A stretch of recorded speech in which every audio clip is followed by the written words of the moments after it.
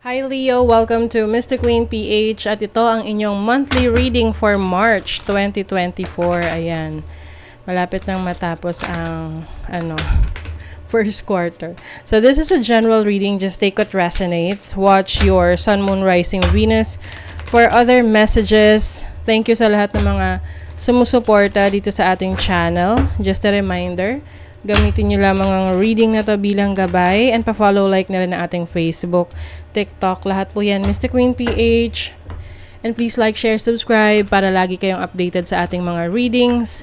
Please check out my Shopee, available ang mga protection and prosperity items, bracelets, zodiac sign bracelets, and many more. Link on the description. And also kung kayo ay interesado sa private reading, yung link ay nasa description din. Paki-check nyo lang. Okay, Leo. March 2024. What's up? Ninth house, exploration. Meron kayong travel, no? Travel opportunities. Some of you, higher learning. Meron din kayong i-explore na belief system. So, maaring magiging very much interested kayo sa isang spiritual path or spiritual beliefs. You also have the 10th house, which is about your career. Ayan. So, magpo-focus rin kayo sa inyong career. Maaring may mga bago kayong goals ngayong March sa inyong career na gusto nyo na matupad. Ayan. So, pwedeng ang career na gusto nyo is abroad. So, yan yung ipupursue ninyo. Yes! Sagittarius energy, So, yung iba, ang ipupursue nyo na career ay may kinalaman sa pagta-travel. Pwedeng nasa airline kayo or any modes of transportation or travel agency. Pwede ring teacher, pagiging mentor, trainer, nagsishare ka ng knowledge and skills mo. So, yan ang ipupursue mo ngayong March. Yung iba mag-aaral, pagpapatuloy ang kanilang masterals or doctorate's degree.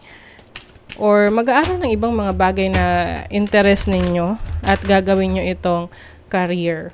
Okay?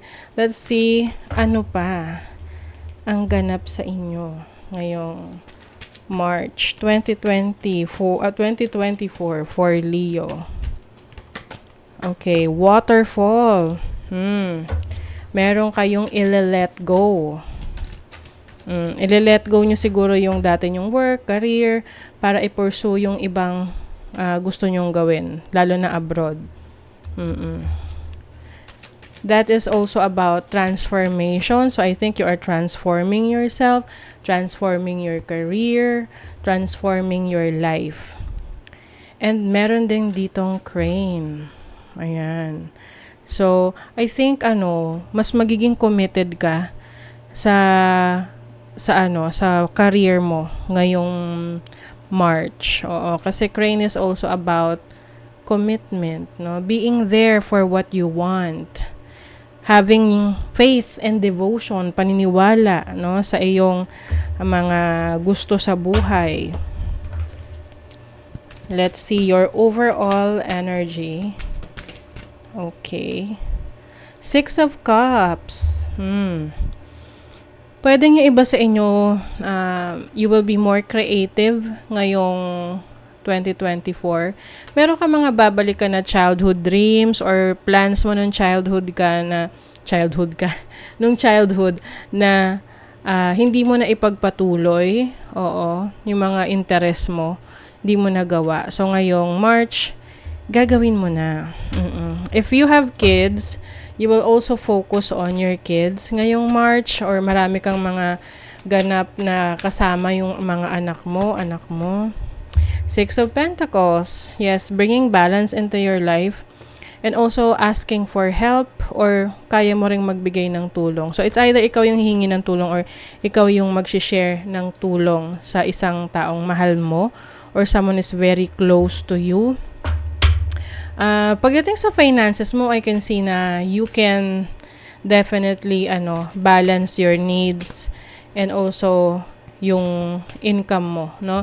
So, kung ano yung pumapasok na pera, kayang-kaya niyang i-cover yung mga pangangailangan mo. So, let's see your challenge. Ano yung challenge ng mga Leo? The Knight of Pentacles. May mga times na may mga times na nagiging mainipin ka, oo, sa progress ng mga nasimulan mo. So, ngayong 2024, I think mas i-assure mo yung sarili mo that everything will be alright. Hindi mo mamadalain yung mga bagay na kailangan talaga ng oras at panahon para mag-grow. Okay? You also have the Star. This is about healing. So, maaring may mga times na meron kang iniiwasan na gawin, lalo na kung hindi ka komportable doon. But I think, ngayong March, you will try to work it out na gawin yung mga bagay na hindi ka komportable. Parang, you will try to go out of your comfort zone para sa mga pangarap mo. Lalo na kung may introverted ka. Yung tipong ayaw mo na nakikasalamuha sa ibang tao. Yan yung i-overcome mo ngayong March. So, let's see your opportunity. Wow, 9 of Cups. 9 of Cups is about wish fulfillment, happiness. Maari ring meron kang opportunity to network, go out with people, party, ganon, socializing. Yan.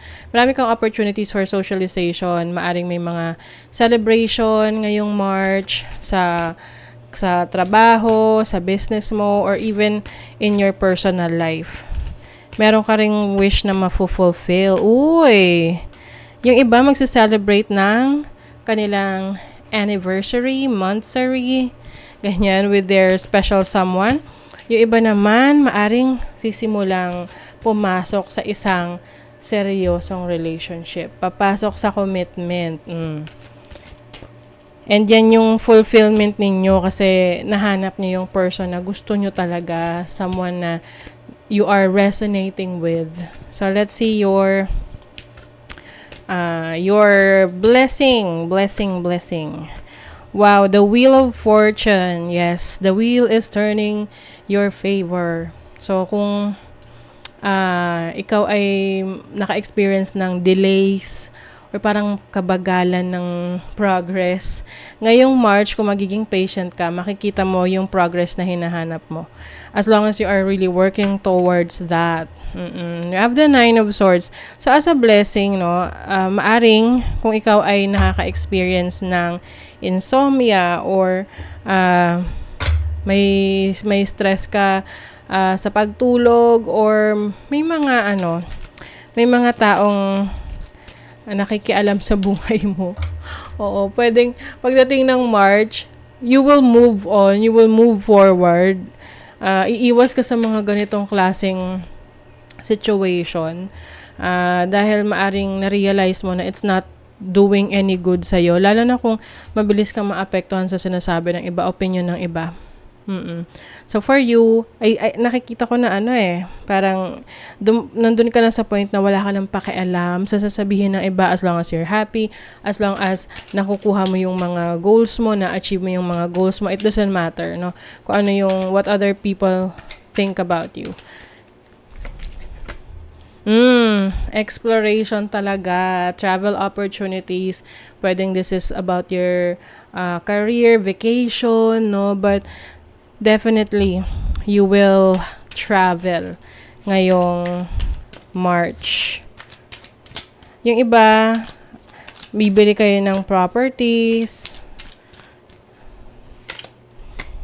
O ayan, ito nga, may times na you are really worrying. So I think as a blessing, no, itong worry ninyo, mababawasan or mawawala na yan. Kasi actually, ang pag-aalala, wala naman siyang nabibigay na solusyon sa mga problema, 'di ba? Dumadagdag lang. So for some of you, you are going to release this. Kasi number 1 is also about release, ending. So, yan, tatanggalin mo yung anxiety na yan. Oh my G, Leo, definitely long distance travel. Yung iba, you will be able to meet up with your jowa, no, yung karelasyon mo. Lalo na if you are connecting with a foreigner or long distance yung relationship ninyo. Yan, magta-travel kayo. Pwedeng yung person mo magta-travel papunta sa'yo or ikaw pupunta sa kanya. Oo, but definitely a lot of travel and exploration for you ngayong March 2024. Okay, so that is your reading, Leo. Thank you so much. Bye!